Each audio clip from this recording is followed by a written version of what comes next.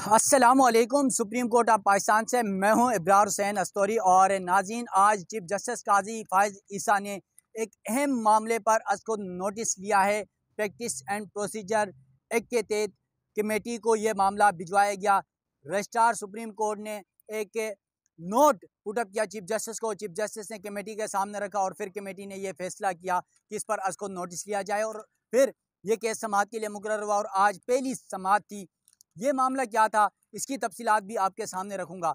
इसके अलावा इस केस से 3 सहाफ़ियों का किरदार और उनको मुबैना तौर पर ये मैं कह सकता हूँ कि शायद जो है चीफ जस्टिस काजी फायज़ ईसा के करीबी समझे जाते हैं। एक सहाफ़ी जिसने उस मामले पर व्लॉग किया और 2 सहाफ़ी जो प्रेस एसोसिएशन सुप्रीम कोर्ट के सदर और जनरल सेक्रेटरी हैं, उन दोनों को किस तरह कमिश्नर तैनात किया चीफ जस्टिस काजी फायज़ ईसा साहब और सुप्रीम कोर्ट ने। और फिर यहाँ पर एक और मामला है कि एक तरफ चीफ जस्टिस काजी फायज़ ईसा साहब ने यकीनन एक अहम मामले पर को नोटिस लिया, वहीं पर कई बुनियादी हुकूक के मामलात हैं जिसमें आज सहाफ़ियों के हवाले से आप देख लें, असद तूर को गिरफ़्तार किया गया, 5 दिन उनका जिस्मानी रिमांड पर भेजा गया। इमरान रियाज़ गिरफ़्तार हैं। उसके अलावा सहाफ़ियों को FIA की जानिब से नोटिस भेजे गए। सुप्रीम कोर्ट में उसके हवाले से केस की समाअत हुई 8 फरवरी से कबल। अब वो नोटिस दोबारा आने शुरू हो गए। तो इन तमाम मामलात में जहाँ पर एक सियासी जमात यानी पाकिस्तान तहरीक-ए-इंसाफ पर इंतखाबात से कबल आपने सूरत हाल देखी, जो आम तासुर है पब्लिक में, सहाफ़ियों में, वकला में, कि पाकिस्तान तहरीक-ए-इंसाफ को कैंपेन करने नहीं दी गई। वो कैसे? किसी कॉर्नर मीटिंग, झंडे, बैनर तक लगाने नहीं दिया गया, जलसे तक नहीं कर सकी पाकिस्तान तहरीक-ए-इंसाफ। और फिर इंतखाबात में क्या कुछ हुआ, पाकिस्तान तहरीक-ए-इंसाफ ने जो इल्ज़ामात लगाए कि 45 और 47 का जो मामला चलता रहा, बड़ी तफसीलात हैं। लेकिन आज आपको जो ये 3 इश्यूज़ हैं ये तमाम आपके सामने रखूँगा और आपने फ़ैसला करना है कि यकीनन चीफ जस्टिस काजी फायज़ ईसा साहब को कौन सा मामला अहम समझकर उस पर को नोटिस लेना चाहिए था। यकीनन जिस मामले पर उन्होंने को नोटिस लिया वो भी इंतहाई अहम है, ख़ासतौर पे माहौलियाती आलूदगी के हवाले से। जिस तरह हमारा मुल्क जो है वो दुनिया के बदतरीन ममालिक में शामिल है, बदतरीन ममालिक में शुमार किया जाता है। तो उस सूरत हाल में यह को नोटिस भी यकीनन चीफ जस्टिस काजी फायज़ ईसा और सुप्रीम कोर्ट के जो जजेज़ हैं या प्रैक्टिस एंड प्रोसीजर के तहत बनने वाली कमेटी है, उनका यकीनन ये बहुत अच्छा इक़दाम है कि ऐसे मामलात पर उसको नोटिस भी होना चाहिए और फिर उनसे लोगों से पूछ होनी चाहिए कि इस तरह का किरदार क्यों निभाया जाता है। तो नाज़रीन, ये मुकदमा है क्या, सबसे पहले आपके सामने रखता हूँ। यह है F9 पार्क में दरख्तों की कटाई का मामला। सुप्रीम कोर्ट में आज 184(3) के तहत इस मुकदमे की समाअत हुई। चीफ जस्टिस काजी फायज़ ईसा ने समाअत की शुरू में कहा कि हमारे सामने रजिस्ट्रार सुप्रीम कोर्ट ने एक नोटिस पुटअप किया और उसमें F9 पार्क में दरख्तों की कटाई के हवाले से सुप्रीम कोर्ट के यानी चीफ जस्टिस और कमेटी को नोटिस लेने के लिए लिखा। चीफ जस्टिस ने कहा कि उसको हमने कमेटी के सामने रखा, जिसमें आपको पता है प्रैक्टिस एंड प्रोसीजर एक्ट के तहत 3 रुकनी जजेस कमेटी होती है। चीफ जस्टिस उसके सरबराह होते हैं, जिसमें दूसरे नंबर पर जस्टिस सद्दात तारिक मसूद साहब हैं, तीसरे नंबर पर जस्टिस मंसूर अली शाह हैं। अब ये 3 जजेस की कमेटी ने बैठ के ये डिसाइड किया इस मामले पर उसको नोटिस होना चाहिए और फिर उसको नोटिस लिया गया और आज इसकी समाअत भी हुई। एडिशनल अटॉर्नी जनरल अदालत के सामने पेश हुए और ये सप्लीमेंट्री केस था। वैसे कभी कभार अदालत में ऐसा होता है कि सप्लीमेंट्री केस शुरू में लिया जाता है, कभी एंड में, तो आज शुरू में नहीं लिया गया। ये सबसे आखिरी केस था। तकरीबन 11:15 बजे इस समाअत को टेकअप किया गया और सबसे पहले चीफ जस्टिस ने कहा कि हमारा मुल्क है और छोटे से दरख्त हैं वो भी काटे जा रहे हैं और पाकिस्तानी अवाम के लिए ये दरख्तों का मामला था और F9 पार्क में CDA ने दरख्त काट दिए हैं, चीफ जस्टिस ने कहा। और फिर एडिशनल अटॉर्नी जनरल से पूछा कि आपको इस बारे में कोई इल्म है, तो एडिशनल अटॉर्नी जनरल ने कहा कि मुझे इस हवाले से कोई इल्म नहीं, जबकि ये भी कहा कि CDA जो है वो दरख्त खुद नहीं काटता। इसके अलावा चीफ जस्टिस ने कहा कि 184(3) के तहत इस मामले को उठा रहे हैं और रजिस्ट्रार सुप्रीम कोर्ट ने जजेस कमेटी को नोट भेजा। प्रैक्टिस एंड प्रोसीजर के तहत कमेटी को भेजा गया मामला और मामला अवामी नौयत का है और बुनियादी हुकूक से मुतल्लिक है। अवामी तफरीगाह में दरख्तों की कटाई क्यों की गई, कैसे की जा रही है। और फिर चीफ जस्टिस ने कहा कि नोटिस आइन के 184(3) के तहत अवामी नौयत की बुनियाद पर लिया गया है और CDA को सुप्रीम कोर्ट ने नोटिस जारी किया। वफाकी हुकूमत के ज़रिए जो क्लाइमेट चेंज है उसको नोटिस जारी किया गया और फिर चीफ जस्टिस ने जो है एक कमेटी तश्कील दी इस मामले पर, जिसमें मैंने आपको जिक्र किया था, जो मेरा दूसरा पॉइंट था कि इसी केस में चीफ जस्टिस ने, हम 3 लोग सुप्रीम कोर्ट कमरे अदालत में मौजूद थे सहाफ़ियों में, एक मैं था, दूसरे जुल्करनैन हैं बोल टीवी से वाबस्ता, हम दोनों जो मीडिया के लिए डाइस बना हुआ है, कुर्सियाँ लगी वहाँ पर बैठे ये नोट कर रहे थे इस केस की समाअत के टिकट्स वगैरह। तो इमरान वसीम साहब सामने जो वकला बैठते हैं वो वाली चीज़ में साथ ही बैठे हुए थे। तो चीफ जस्टिस साहब ने पहले कहा कि वकला में कोई मौजूद है तो कोई लाहौर के वकील सामने आए, तो उन्होंने कहा हम लाहौर से हैं। तो उन्होंने चीफ जस्टिस ने कहा कि अच्छा लाहौर से हैं तो छोड़ दें, कोई इस्लामाबाद का कोई वकील यहाँ पर नहीं, वो F9 पार्क के हवाले से शायद कुछ जानना चाह रहे थे, तो शायद इस कमरे अदालत में कोई वकील नहीं था इस्लामाबाद का। फिर चीफ जस्टिस ने कहा कि जो मखदूम अली खान के जूनियर हैं उनका क्या नाम है, तो बताया गया कि साद हाशमी। अच्छा साद हाशमी, और फिर ऑर्डर में उन्होंने हसन रज़ा वकील, इन दोनों के नाम लिखवाएगा कि इन दोनों को अवाम की तरफ से ये दोनों मावनत करेंगे, अवामी इशू है। फिर चीफ जस्टिस ने इमरान वसीम का नाम लिया कि इमरान वसीम का नाम लेके कहा कि इमरान वसीम साहब आपको अगर हम इसमें कमिश्नर बना दें तो आपको कोई इतराज़ तो नहीं है। इतने में इमरान वसीम जो है वो रोस्टम पर आए, उसने इमरान वसीम ने थोड़ा सा झिझकते हुए कहा नहीं मुझे कोई इतराज़ नहीं है। तो चीफ जस्टिस ने कहा कि आपका प्रेस एसोसिएशन सुप्रीम कोर्ट में ओहदा क्या है, तो इमरान वसीम ने बताया मैं secretary general press association supreme court हूँ। तो कहा कि आपके सदर कौन हैं, फिर उन्होंने बताया कि अकील अफजल जो हैं प्रेस एसोसिएशन सुप्रीम कोर्ट के सदर हैं। तो कहा क्यों ना आप और सदर दोनों को हम जो है कमिश्नर तैनात कर दें, कमीशन तैनात कर दें। तो इमरान वसीम ने कहा कोई इशू नहीं है। फिर कहा कि अकील अफजल कहाँ हैं, तो उन्होंने कहा अभी तो वो नहीं आए, तो हो सकता है थोड़ी देर में आ जाएँ। तो क्या चलें आप उनसे जो है मशावरत करके आप दोनों और फिर जो 2 वकला हैं साद हाशमी और हसन रज़ा, इन 4 पर मुश्तमिल कमेटी बनाई और कहा कि आपको अगर फ्यूल चाहिए, गाड़ी चाहिए तो हम दे देंगे। तो इमरान वसीम ने कहा सर नहीं, गाड़ी हमारे पास है, हम अपनी गाड़ी में चले जाएंगे। तो सुप्रीम कोर्ट ने ये अहकामात दिए कमीशन को, जो 2 सहाफ़ी जिनके हवाले से तासुर ये भी है, इन 2 सहाफ़ियों के हवाले से ये भी मैं बताता हूँ, लेकिन इससे पहले इसको कंक्लूड कर दूँ कि कमीशन बनाएंगे और ये कमीशन F9 पार्क जाएगा, वहाँ पर दरख्तों की तमाम तर तफसीलात, कितने दरख्त कटे हैं उसकी वीडियोज़ बनाएंगे, तस्वीर बनाएंगे, और तमाम तर जो तफसीलात है वो रिकॉर्ड करके सुप्रीम कोर्ट को रिपोर्ट देंगे, और पीर तक समाअत मुलतवी की गई है। फिर इन 2 सहाफ़ियों के हवाले से तासुर है तो प्रेस एसोसिएशन सुप्रीम कोर्ट के सदर और सेक्रेटरी जनरल, मैं खुद इंफॉर्मेशन सेक्रेटरी हूँ और मैं खुद इस पैनल का हिस्सा था। इन दोनों को मैंने वोट दिया है, मेरे पैनल ने, मेरे दोस्तों ने, और जितवाया भी है। लेकिन इन दोनों के हवाले से ये एक तासुर है कि इमरान वसीम और अकील अफजल, एक तो थोड़े से उनकी जो सोच है वो नून लीग से ज़्यादा मिलती जुलती है। उसके अलावा इनके ऊपर एक ये टेक भी है कि चीफ जस्टिस काजी फाइज ईसा साहब के करीबी सहाफ़ियों में तस्वुर किए जाते हैं। तो एक ये एलिगेशन इनके ऊपर था। दूसरा जो 2 तो ये आगे, तीसरे जिन्होंने भी लॉक किया, जियो से वाबस्ता हैं अब्दुल कयूम सिद्दीकी, सुप्रीम कोर्ट के सीनियर सहाफ़ी हैं। ये F9 पार्क के ऊपर जो दरख्तों की कटाई का मामला है, 2 दिन कबल कयूम सिद्दीकी साहब ने वहाँ पर वीलॉग किया है, और तमाम तर 20 मिनट का वीलॉग है इनका, लोगों के शॉट्स के साथ, ड्रोन फुटेज के साथ, और बड़ी प्लांटेड जो है प्लानिंग के तहत वो वीडियो बनाई, बहुत कमाल की वीडियो बनाई है। और वहाँ पर तमाम तर तफसीलात उन्होंने बताई कि यहाँ पर दरख्तों की ये कटाई हो रही है, लोगों से राय ली है, और CDA के हवाले से। उसके अलावा जो है वहाँ पर जो बात कर रहे हैं कयूम सिद्दीकी लोगों से, वहाँ पर लोगों ने ये बताया, CDA का एक अमले ने ये बताया कि CDA खुद तो नहीं काट रहा, बल्कि ये तो किसी को ठेके में दिया गया है।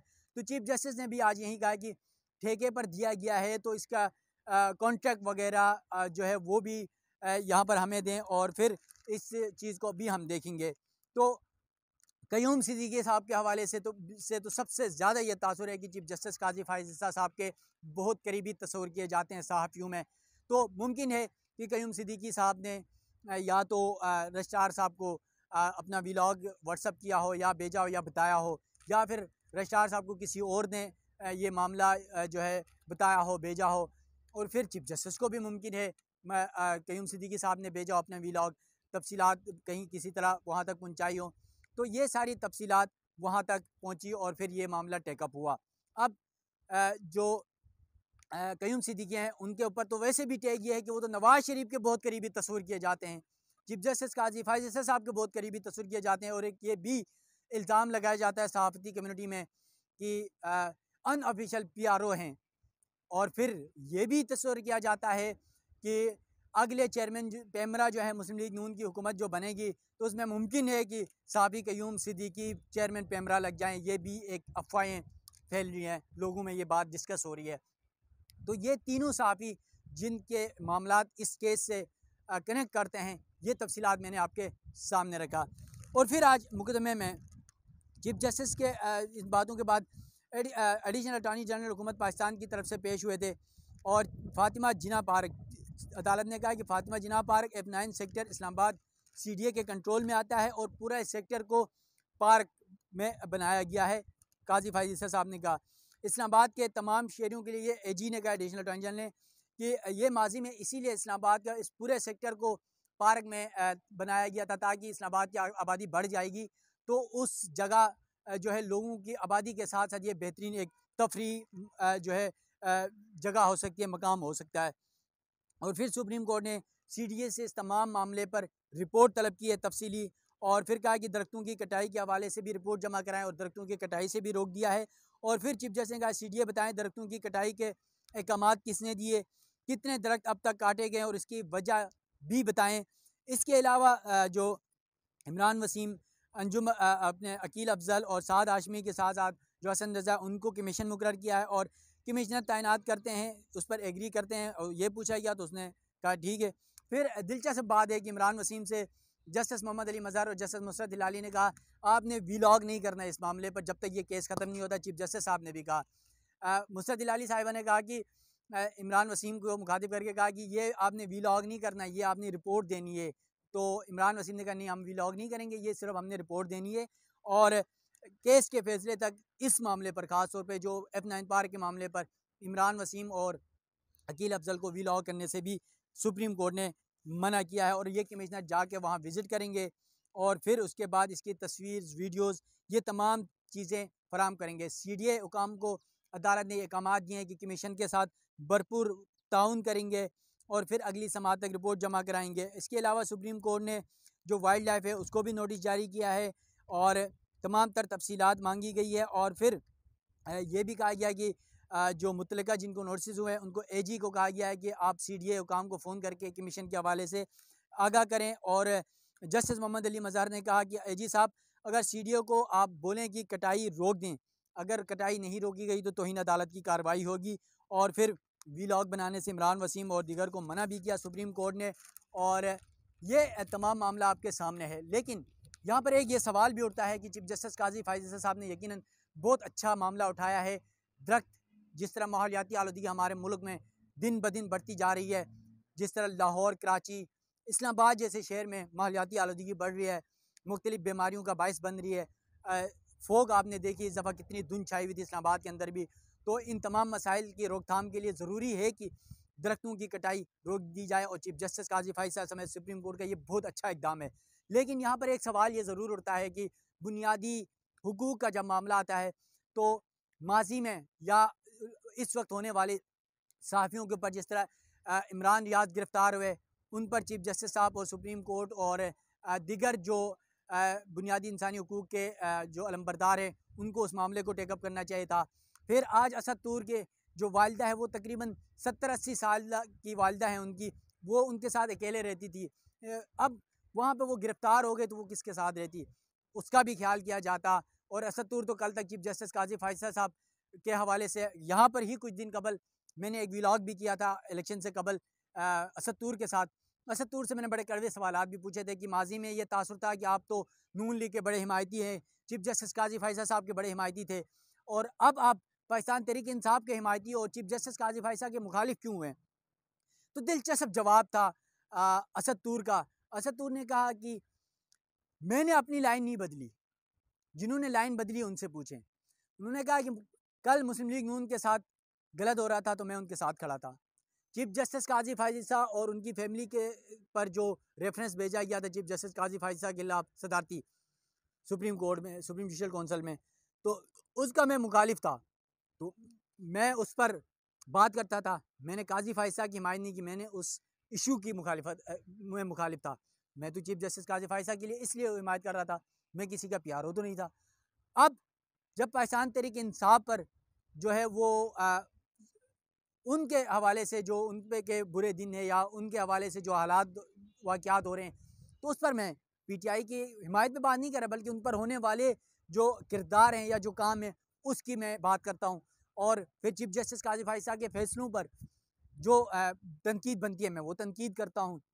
ये सारे मामला थे। और चीफ जस्टिस काजी फायसा साहब यकीनन आपकी अदालत में भी सहाफ़ियों को नोटिस जो हुए थे एफआईआर की जानिब से, उसकी इसकी समात भी हुई, वो नोटिस वापस करवाते यही सहाफ़ी हैं जो आज मुझे लगता है कि आपने जो अज़ को नोटिस ये लिया है, ज़ाती तौर पर ये मेरी राय हो सकती है, मैं गलत भी हो सकता हूँ, कि क़य्यूम सिद्दीकी के वीलॉग के ऊपर ही ये अज़ को नोटिस का जो मैटर सामने आया, इसी की बुनियाद बनाए, वीलॉग का बुनियाद बनाए, और उसी वीलॉग के बुनियाद पर ही शायद ये अज़ को नोटिस लिया है मुमकिन तौर पर। तो चीफ जस्टिस काजी फाइज़ साहब, असद तूर, इमरान या समेत जो सहाफ़ियों पर नोटिस हो रहे हैं, देखें हम सारे मिल के तनकीद ज़रूर करते हैं, लेकिन तनकीद बराए इस्लाह होती है, तनकीद बराए तामीर होती है। उसका को गलत प्रोपेगेंडा या उसको जो मनफी तनकीद तस्वुर ना करें। और सुप्रीम कोर्ट से चीफ जस्टिस काजी फाइज़ साहब से ये गुजारिश है कि जहाँ पर आपको दरख्त कटे हुए नज़र आते हैं, जहाँ पर वो बुनियादी हुकूक का मामला नज़र आता है, यकीनन ये सहाफ़ियों पर होने वाले इस जुल्म जबर के हवाले से भी खुदारा कोई दिलचस्पी दिखाएं। जो पाकिस्तान तहरीक इंसाफ के इतने रहनुमाओं की गिरफ्तारियाँ हुई, लोगों के दरो दीवार और चार दीवारियों के अंदर पुलिस घुसती रही मुबीना तौर पर, जो पाकिस्तान तहरीक इल्ज़ाम लगाती है। और फिर इंतखाबात में फॉर्म 45 और 47 का जो मामला है वो आपके सामने है, उन पर भी अल्को नोटिस लेना तो चाहिए था चीफ साहब, आपको देखना चाहिए था। हो सकता है कि जो इल्ज़ाम लगा रहे हैं वो भी गलत हों, लेकिन कम से कम लोगों को पता तो चलता कि आपने नोटिस लिया और वो झूठे हैं जिन्होंने ये इल्ज़ाम लगाए। और फिर आपने आज जिन 3 सहाफ़ियों का मैंने ज़िक्र किया, जिनके हवाले से ये एक तासुर है सहाफ़ियों के दरमियान की, शायद आपके ज़्यादा हिमायती हैं। तो ये सारी चीज़ें हैं। काजी फाइज़ साहब से उम्मीदें बहुत ज़्यादा थी, और ये उम्मीदें थी कि शायद दूध की नहरें सुप्रीम कोर्ट में बहाई जाएंगी, लेकिन शायद ज़ाती तौर पर ये मेरी सोच है, ऐसा मुमकिन तौर पर मुझे नज़र नहीं आया। हो सकता है मैं गलत हो सकता हूँ।